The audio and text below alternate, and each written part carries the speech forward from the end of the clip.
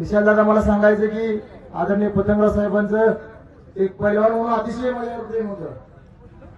माझी जेवढी तळमळ कडेगावला महाराष्ट्र केसरी होण्याची होती तेवढीच आदरणीय साहेबांची पण होती, कारण मी ते अनुभवलेले आहे.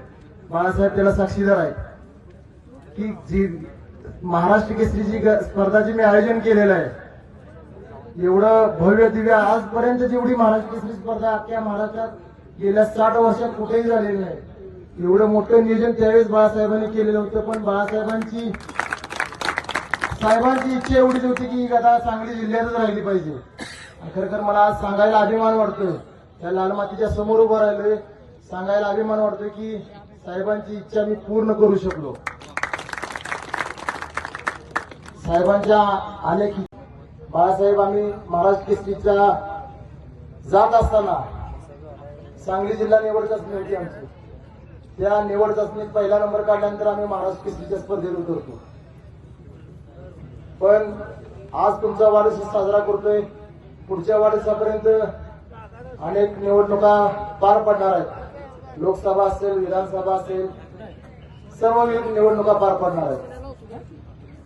पुढच्या वाढदिवसाला आपण जिल्हा केसरीहून जिल्ह्यातनं बाहेर पडलेला येणाऱ्या काळामध्ये राजकारणात जे महाराष्ट्र केसरीचे मिळवावेत एवढेच मी तुम्हाला शुभेच्छा देतो. आणि तुमच्या आशीर्वादानं कुठतरी आम्ही जिल्हा केसरी व्हावं एवढी अपेक्षा व्यक्त करतो आणि थांबतो.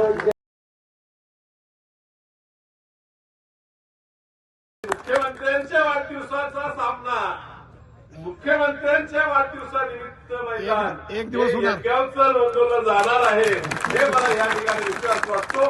पुन्हा एकदा जास्त या भाषणात वेळ करता चंद्रजींना आम्ही प्रत्येक वेळेस सांगतो की शेतकऱ्यांचा कष्टकऱ्याचा पोरगा आज एवढ्या मोठ्या प्रमाणात लोकांच्या कामासाठी पुढे येत आहे.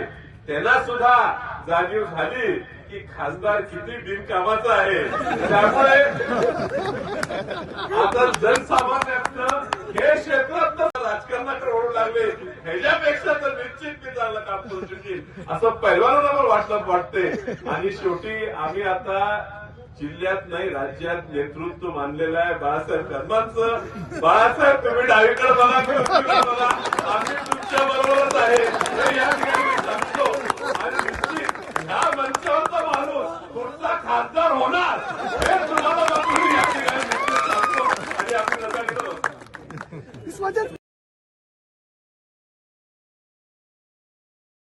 बाळासाहेबांच्या दोन बाजूला दोन पैलवान बसलेले काय होते ते आपल्याला ह्या दिवसामध्ये